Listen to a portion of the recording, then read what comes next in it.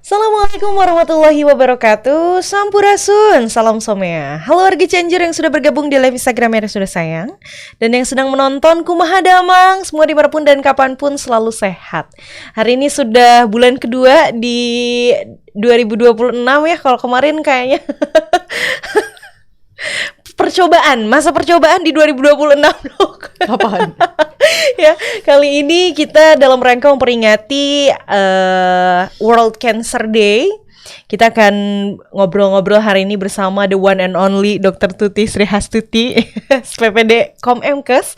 Beliau adalah dokter spesialis penyakit dalam, konsultan hemato-onkologi di RSUD Sayang Kabupaten Cianjur. Tentunya hari ini kita akan membahas mengenai deteksi dini dan pencegahan kanker leher rahim atau yang biasa disebut kanker serviks.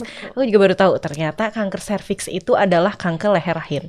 Tapi mungkin untuk banyak masyarakat yang belum tahu nih seperti apa kanker leher rahim atau kanker serviks ini. Dan hari ini kita akan membahas, ini adalah topik yang sangat menarik banget. Jadi boleh silakan untuk warga Cianjur yang punya pertanyaan seputar kanker ataupun juga terkhusus soal kanker serviks, silahkan tuliskan di kolom komentar ya. Mumpung ada dokternya hari ini ya, karena dokter tuh sibuk banget.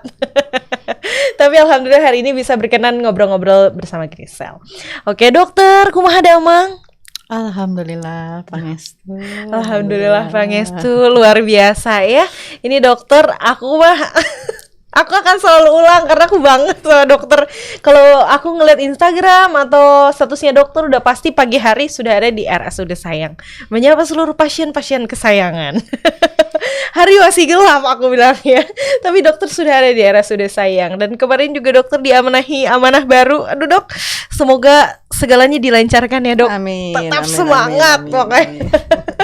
Dan kali ini kemarin ya dok, kalau nggak salah World Cancer Day itu 4 Februari. tepat di tanggal 4 Februari 2026 dalam rangka memperingati Hari Kanker Sedunia. Hari ini kita akan membahas mengenai deteksi dini kanker leher rahim atau kanker serviks. Mungkin kita akan membahas dulu, walaupun sudah sering kita podcast tentang kanker ya dok ya, tapi akan lebih dalam lagi kita akan membahas mengenai kanker serviks ini.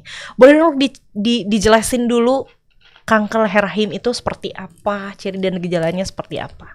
Silakan dok. Terima kasih Grisel. Selamat pagi semuanya. Assalamualaikum warahmatullahi wabarakatuh. Waalaikumsalam. Pagi ini kita membahas tentang kankernya, terutama kita spesifikkan ke kanker serviks. Kenapa? Karena ternyata dari data kanker serviks atau kanker leher rahim itu menduduki peringkat kedua Setelah pada kanker perempuan setelah mame, setelah payudara. Nah, terus yang lebih ininya lagi, yang lebih urgennya lagi, dan kenapa harus lebih diwaspadai, karena ternyata kanker serviks ini, kanker leher rahim ini datang ke kita selalu stadiumnya lanjut, stadium 3 atau 4. Jadi jarang sekali datang dengan stadium awal. Jadi itu suatu PR yang sangat besar. Betul. Angka kejadiannya tinggi baik di dunia maupun di Indonesia. Terus angka kematiannya cenderung tinggi karena tadi kebanyakan datang dengan stadium lanjut. Itu adalah suatu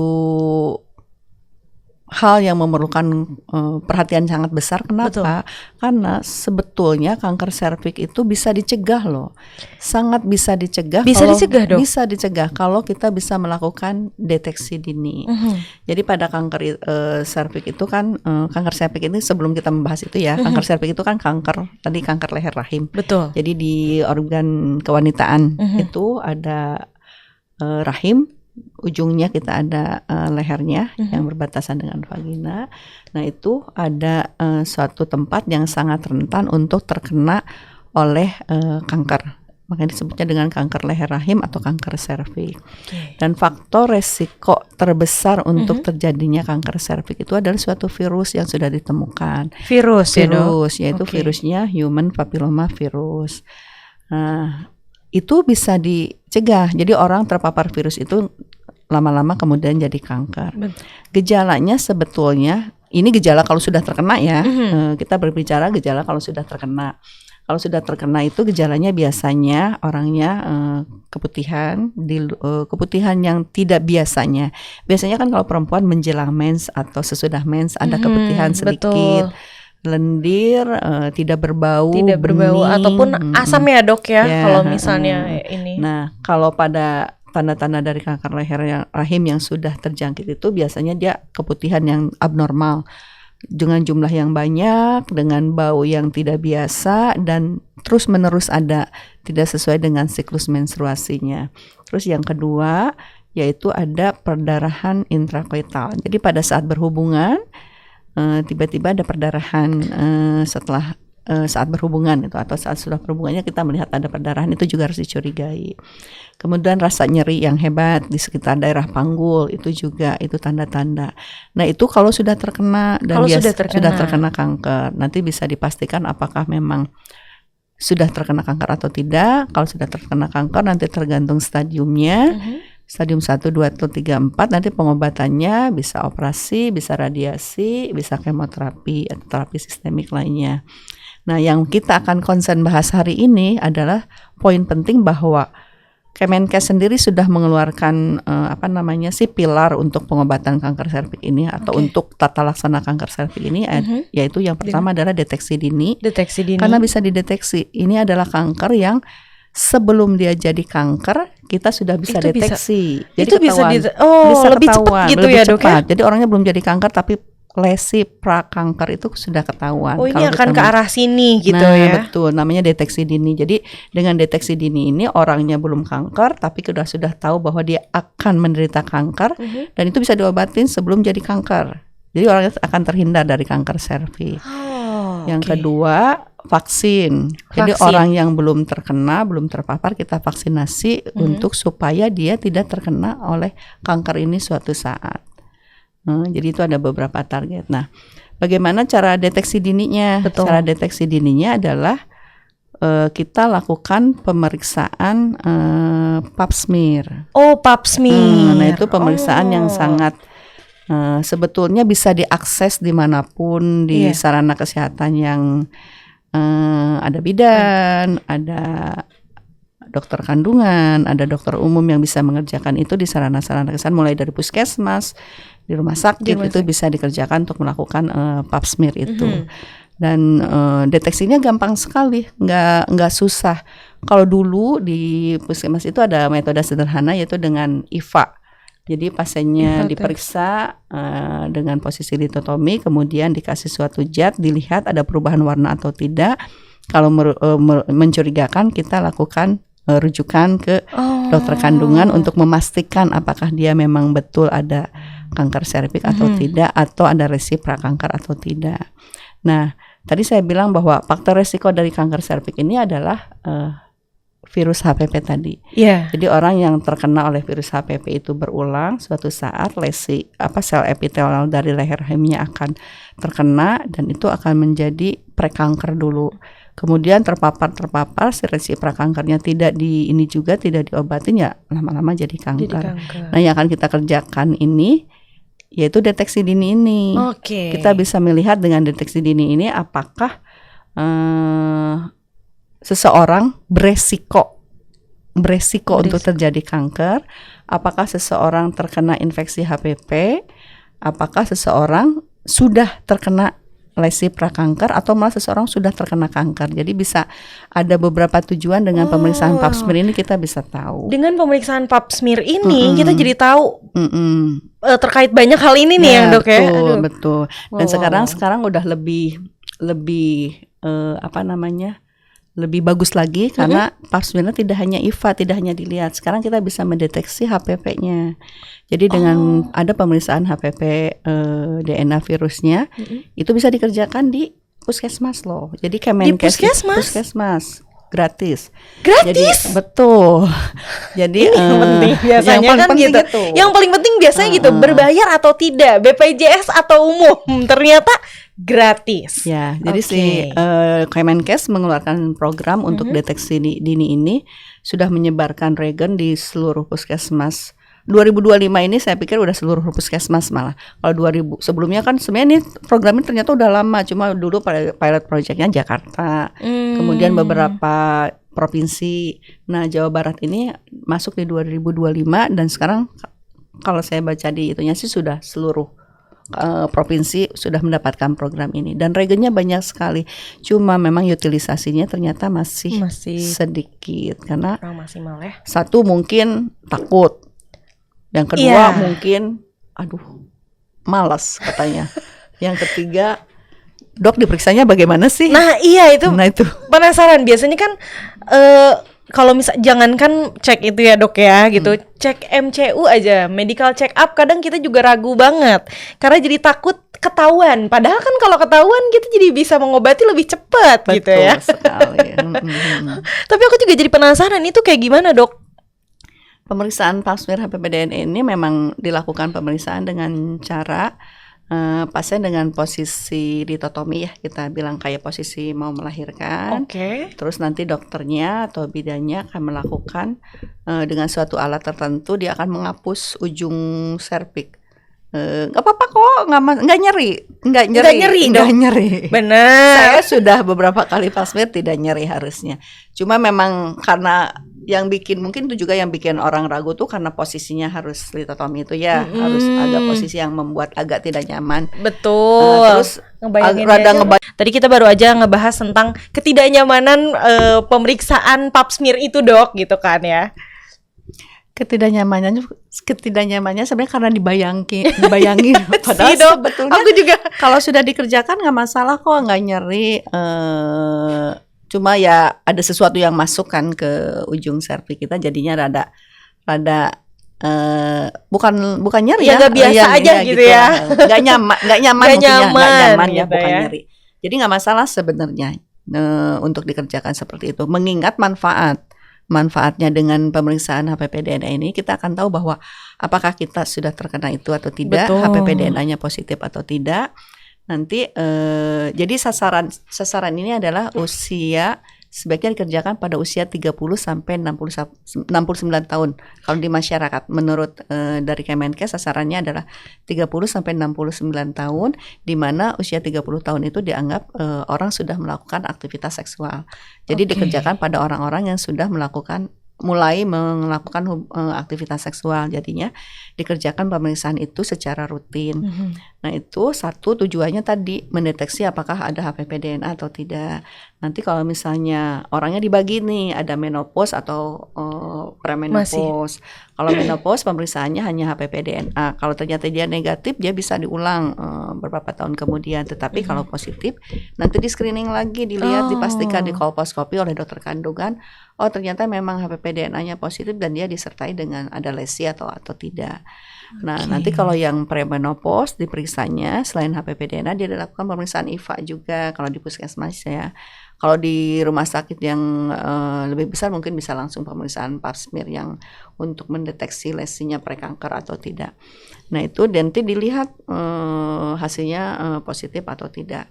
Kalau ternyata HPP-DNA-nya positif dengan ada IVA positif, ada lesi prekancer, belum jadi kanker loh, prekancer. Jadi selnya belum kanker, dia baru ada perubahan sel sedikit, kita bisa lakukan pengobatan lip tuh kayak kalau bahasa awamnya mungkin ya dikoter lah kayak gitu, kayak dibuang si itunya, si yang lesi itunya, dan itu bisa mencegah kanker di kemudian hari. Jadi orang itu yang tadinya ada resiko untuk jadi kanker tidak akan jadi kanker karena memang sudah dilakukan tindakan untuk sesuatu yang ditemukan pada saat dilakukan pemeriksaan itu. Begitu. Jadi ini adalah saya pikir ini suatu program yang sangat bagus yang bisa kita akses ya semuanya. Tinggal datang ke puskesmas, itu bisa dikerjakan di puskesmas. Tinggal maunya. Dan ini sayang banget. Betul kalau dilewatkan ya, karena kalau dilewatkan sayang banget. Betul. Sekarang kan tadi juga menurut informasi dari dokter bahwa ini program dari Kemenkes yang otomatis didukung dari pusat gitu ya, dan tentunya ini sudah mungkin akan merata ke daerah-daerah gitu. Gampang sekali dijangkau oleh siapapun dan dimanapun itu. Yang penting maunya aja dan keberanian gitu ya. Gak usah dibayangin kalau kata dokter tadi. Kalau semakin dibayangin nanti semakin stres ya dok. Biasanya gitu. Kalau sudah dijalani sebenarnya cuma begini aja. Udah nih, paling Udah gitu ya. Aku pengen tes tapi kan katanya harus yang sudah melakukan menikah dan gitu ya. Aku jadi penasaran. Tapi dok, mengenal usia nggak sih dok kanker serviks ini, atau misalnya menjelaskan otomatis pasti perempuan nih yang kena gitu ya. Apakah maksudnya adakah yang misalnya remaja gitu kan ya, atau usia-usia yang lebih muda gitu? Faktor resikonya sih sebetulnya memang hubungan seksual yang aktif ya. Karena memang virus itu kan penyebabnya itu tadi virus HPV itu. Jadi rata-rata memang rentang usianya rentang usia reproduktif. Tetapi yang namanya di kedokteran sebetulnya kapanpun bisa gitu. Tetapi biasanya memang menyerang usia produktif seperti itu. Itu untuk deteksi dini. Untuk deteksi dini seperti ada itu. satu lagi yaitu sebelum deteksi dini kita bisa melakukan pencegahan. Nah ini itu dia. Kan lebih baik mencegah daripada mengobati. Ya? Mengobati yang harus jelas. Ya, orang iya. yang sudah terkena pasti akan kita obatin. Tetapi jauh lebih besar manfaatnya kalau kita bisa melakukan pencegahan dalam segala hal kan. Betul. Jangan menyesal kemudian. Nah, betul. Pencegahan untuk kanker serviks ini kita bisa melakukan vaksinasi. Vaksinasi untuk HPV ini targetnya malah sekarang nggak ada yang terbaru sebelum dimulai dari usia sekolah. Usia sebelum dia melakukan hubungan seksual kita sudah lindungi. Jadi kita ada vaksin tuh dibagi 2 kelompok, usia 9 sampai 14 tahun. 9 sampai 14. Dan usia di atas 15 tahun sampai silakan. Itu bedanya kenapa kalau pada usia 9 sampai 14 tahun cukup vaksinnya 2 kali, jarak 6 bulan. Kalau usia di atas 15 tahun itu 3 kali, sebulan. Vaksin pertama, vaksin kedua sebulan atau 2 bulan kemudian, baru di bulan ke-6 vaksin ketiga. Jadi kalau di atas 15 tahun itu vaksinnya harus 3 kali. 3 kali. Kalau yang 9 sampai 14 tahun itu vaksinnya 2 kali. Dan ini saya nggak di Jawa Barat, saya belum pasti apakah masuk atau tidak. Tetapi di Jakarta katanya masuk ke program BIAS, ke vaksinasi sekolah itu loh, kayak campak, kayak yang lain-lain itu. Nah, tapi nanti saya cari informasi apakah di kita udah bisa atau tidak. Kalau tidak ya berarti kita masih umum ya untuk vaksinnya pakai fasilitas umum.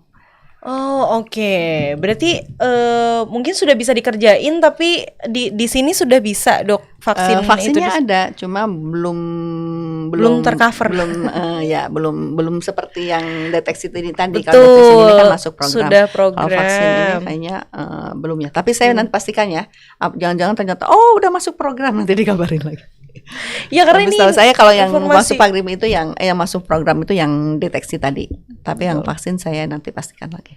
Nah ini juga karena kan berarti kan kalau misalnya dari 9 tahun itu udah usia SD ya. Usia SD kelas gitu 5, ya dok ya. Betul gitu. Jadi masuk, kalau nggak salah masuk program deh. Nanti saya pastikan. Aduh, ada orang dinas kesehatan nih. Aduh, coba komen di komentar. Mungkin ada yang tahu ya gitu. Oke, tapi ini ya menarik ya dok ya. Kalaupun misalkan memang enggak gitu, takutnya kan kita bisa pencegahan sedini mungkin. Vaksinnya juga bisa di kita di Rumah Sakit Cianjur, tapi memang masih berbayar. Masih berbayar, masih umum gitu ya. Tapi kalau misalnya mau silakan. Kalaupun juga enggak, bisa konsultasi dulu mungkin. Biasanya konsultasinya apakah langsung ke dokter atau kita harus menghubungi dulu ke dokter obgyn? Ke dokter kandungan bisa banget, karena ini kan memang ranahnya dokter kandungan ya. Kalau untuk usia serviks sebetulnya nanti pengobatannya bisa ke saya. Tetapi jadi konsulnya bisa ke puskesmas juga, kalau mau konsul bisa, dokter umumnya bisa. Ini karena kok udah masuk program nasional, jadi bisa ke puskesmas, bisa ke dokter umum, bisa ke dokter kandungan, bisa ke rumah sakit, boleh Silahkan. untuk konsultasi. Jadi kanker serviks ini ternyata sudah sangat jadi perhatian khusus gitu ya dok ya. Karena juga tadi selain penyebab kematian, angka kematian Yang tinggi. tertinggi juga gitu yang kedua setelah kanker payudara ya dok ya.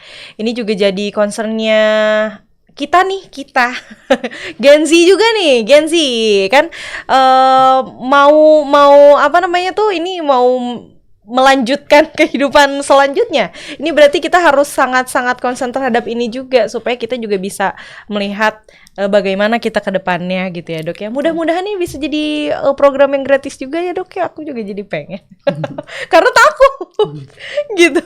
Ya, harus takut. Kalau takut itu karena memang kalau melihat gejala dari kanker serviks, kalau sudah lanjutkan perdarahan yang tidak berhenti dari jalan lahirnya, terus pengobatannya memang harus komprehensif, radioterapi, kemoterapi, kalau udah stadium lanjut ya, kualitas hidup juga jadi terganggu dibanding kalau kita melakukan pencegahan jauh-jauh hari sebelumnya.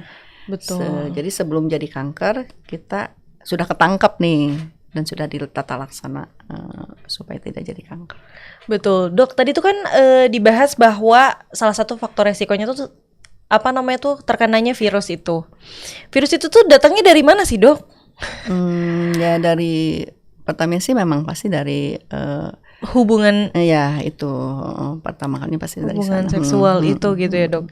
Apakah pola hidup? Nah kan sekarang tuh mungkin banyak juga yang aku kayaknya udah menerapkan pola hidup sehat deh gitu, tapi ternyata terkena juga, ataupun juga apakah ini juga termasuk genetik yang diturunkan dari keluarga gitu dok? Tidak. Kalau kanker serviks tidak genetik, tidak ada yang diturunkan. Memang dia dari faktor tadi, virus tadi. Jadi virusnya terkena masuk ke tubuh seseorang, menginfeksi leher rahim dan akhirnya terjadi seperti itu. Jadi tidak diturunkan. Bukan genetik seperti kanker-kanker tertentu ya, kalau serviks tidak.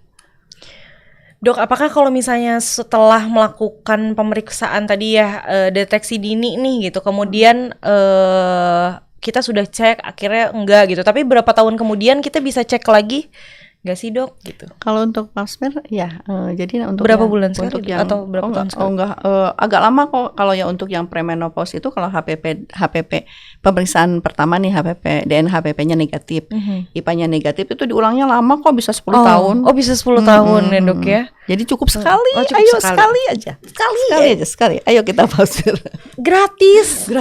Silahkan tinggal ke puskesmas aja. Kalau misalnya nggak mau ke puskesmas, ke dokter kandungan ya pasti sangat bisa. Tuh. Ayo, bisa yuk. Ke lab laboratorium juga ada yang bisa mengerjakan itu. Gitu ya, warga Cianjur. Oke. Sekali aja, minimal sekali. Sekali aja. Ayo, yang penting maunya aja dulu. Ini udah gratis program dari pemerintah. Silakan manfaatkan dong ya. Gitu. Sudah ada pertanyaan yang masuk? Oke. Akan coba kita jawab satu persatu pertanyaannya. Ada pertanyaan dari Adang Dr. Roshni. Sejak usia berapa bisa deteksi guna mencegah kanker serviks? Saya langsung jawab ya. Terima kasih Pak Adang.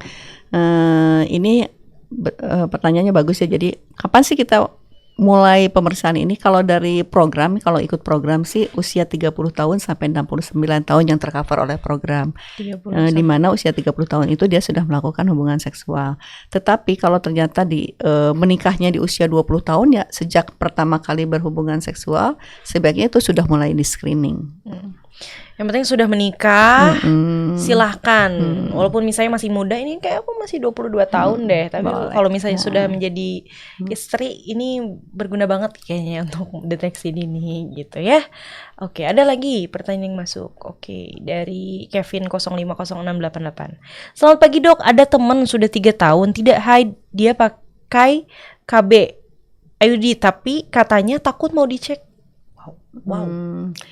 Mungkin ini pertanyaan, kalau misalnya pakai KB sih sebetulnya kan memang salah satu efek KB juga kadang-kadang orang jadi tidak mens ya. Ada orang yang malah perdarahan. Jadi, tetapi kalau mau yakin tetap harus lakukan pemeriksaan minimal ke bidan atau ke dokter kandungan ya. Lebih baik datang diperiksa nggak usah takut kan, mau dicek aja, ngobrol aja sama dokternya. Nah iya, kita jangan bayangin dulu yang enggak Dokternya balagar. Iya, dokter RSUD Sayang mah udah top, mantap, it's the best gitu. Jangan takut dulu, betul kata dokter, gak usah dibayangin dulu aja, jangan. Kan belum tentu akan diapa-apain ya. Betul gitu ya. Karena biasanya kita tuh kemakan sama ekspektasi. Hah? Ya kan ekspektasinya tuh udah yang kayak duh takut. Kemakan sama hoak kali. Iya gitu kan dok. Ekspektasi kita udah yang nggak enak gitu. Jangan dulu ya. Oke tuh. Dari underscore Hernawati 14. Ayo cek. Ayo cek. Oh oke. Oke.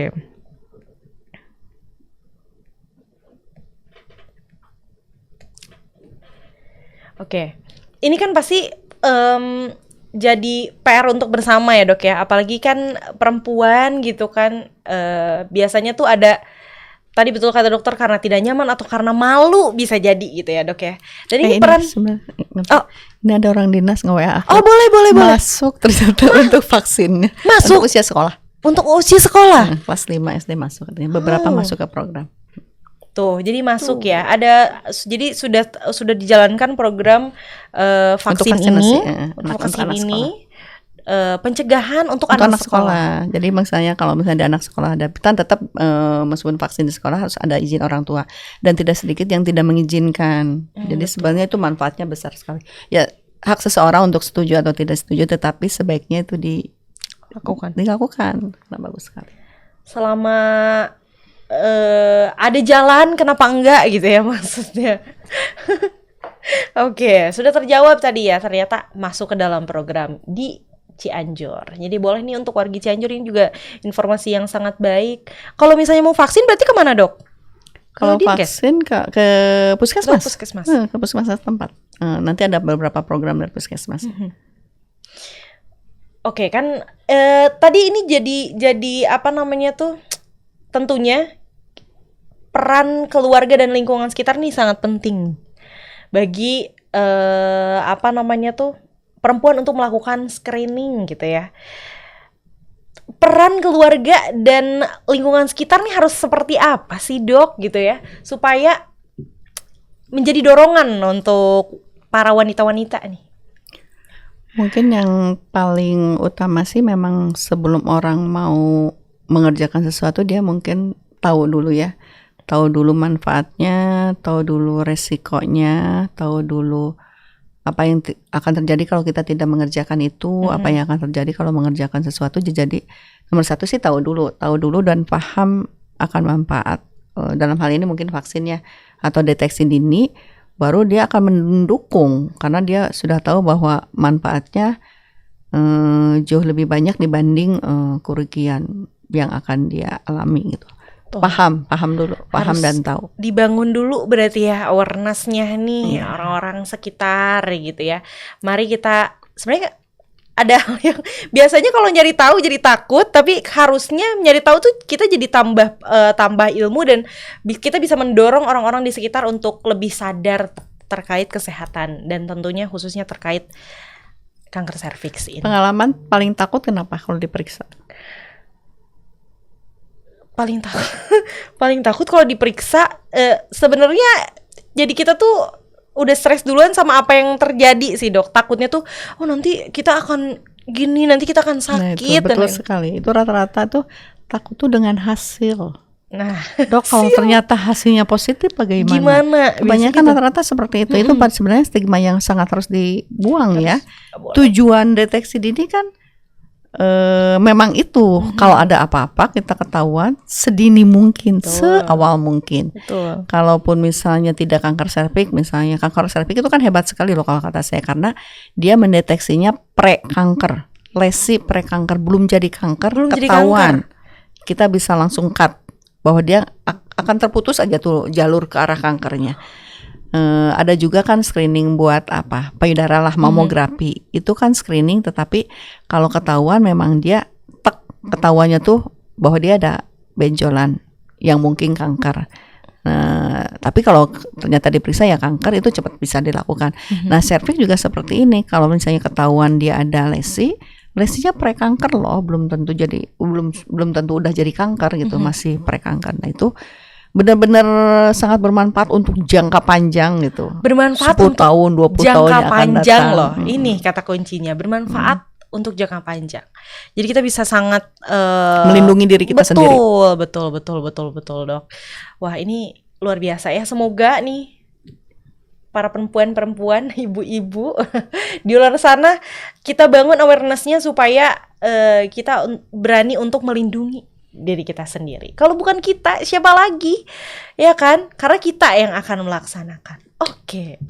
Nggak kerasa 30 menit sudah kita podcast hari ini, Dok. Masih banyak sebetulnya yang pengen dibahas. Tapi sayangnya hanya 30 menit aja kita dikasih kesempatan. Mungkin kita akan ngobrol-ngobrol di lain kesempatan ya, Dok ya.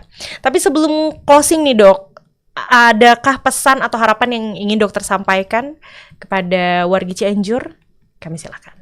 Mungkin merangkum yang tadi aja. Boleh. Ya, bahwa kejadian kanker serviks itu di dunia maupun di Indonesia masih sangat tinggi sekali, dan angka kematiannya terus terang masih tinggi. Kenapa angka kematian tinggi? Karena datang dengan stadium akhir, stadium 3 atau stadium 4. Hal itu sangat disayangkan karena padahal sebetulnya kanker ini bisa dideteksi secara awal, stadium 0 lah, malah sebelum 0 itu sudah bisa dideteksi. Jadi dan fasilitas untuk mendeteksi itu sekarang sudah ada, sudah disediakan, sudah bisa diakses untuk deteksi dininya, pap smear dan sebagainya, dan pencegahannya pun sudah ada, dilakukan dengan vaksinasi. Jadi semoga semua perempuan yang menyayangi, semua perempuan yang ada di Indonesia ini jangan segan untuk melakukan deteksi dini dan vaksinasi ke arah kanker serviks ini. Seperti itu, wargi Cianjur ya. Ini ada satu lagi pertanyaan terakhir ya, dari _Hernawati 14. Dok, izin bertanya, kalau perbedaan tes pap smear, tes IVA, tes HPV itu apa? HPV itu apa? Pap smear itu cara pemeriksaannya. Jadi cara pengambilan sesuatu sampel itu dengan pap smear. Pap smear itu penghapusan, kan smear itu hapus. Cuma kalau bedanya dengan tes IVA itu dia tidak dihapus. Orangnya posisinya masih sama, metodenya sangat sederhana dengan meneteskan suatu larutan tertentu terhadap serviks seseorang. Kalau dia ada perubahan sel, warnanya akan berubah. Jadi akan kelihatan, nah itu. Tapi memang kalau IVA itu masih sangat simpel. IVA itu tidak diagnostik, tidak pasti gitu. Baru curiga bahwa ada sesuatu. Dengan IVA itu nanti harus ditindaklanjuti dengan pap smear yang untuk mengambil sampel yang lebih yang dihapus itu. Nah kalau HPV itu kita mengetes virusnya ada atau tidak. Dengan sama metodenya sama semua, caranya sama semua dengan posisi seperti itu. Yang satu dihapus, tes HPV itu benar-benar dihapus di sekitar endoservix, dimasukkan ke dalam suatu regen. Di regen itu nanti ada regen untuk mendeteksi bahwa orangnya memang terkena virus itu atau tidak. Jadi tes HPV itu untuk mendeteksi virus. Dia metodenya tapi sama, penghapusan juga dari si endoservix. Kalau tes IVA itu visual, dia dilihat ada curiga lesi itu apa namanya, perubahan bentuk dari seseorang atau tidak. Nah nanti harus ditindaklanjuti juga gitu. Seperti itu. Yang pasti kalau pap smear itu memang benar-benar kadang-kadang dia diambil si jaringannya, dilihat bahwa ada perubahan atau tidak. Tujuannya sama sih, cuma yang pap smear itu dia lebih lengkap jadinya, karena lebih di PA-kannya tuh lebih benar-benar dilihat selnya, ada radang A atau prekanker K atau kanker. Yang pap smear itu dihapusnya tuh diambil jaringan sedikit.